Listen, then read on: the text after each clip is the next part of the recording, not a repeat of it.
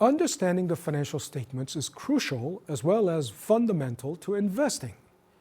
A sound knowledge and firm understanding of business finance is the first step in fundamental analysis of financial instruments in terms of their return on investment from microeconomic or the firm's perspective. It is therefore critical to be able to distinguish between the different purposes of the income statement and the balance sheet.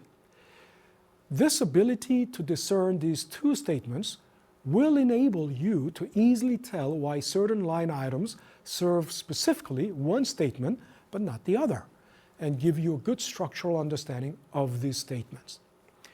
Upon successful completion of this module, you will be able to detect and identify any possible flaws or discrepancy in them and resolve these issues in order to correctly evaluate earnings per share, return on equity, and return on assets.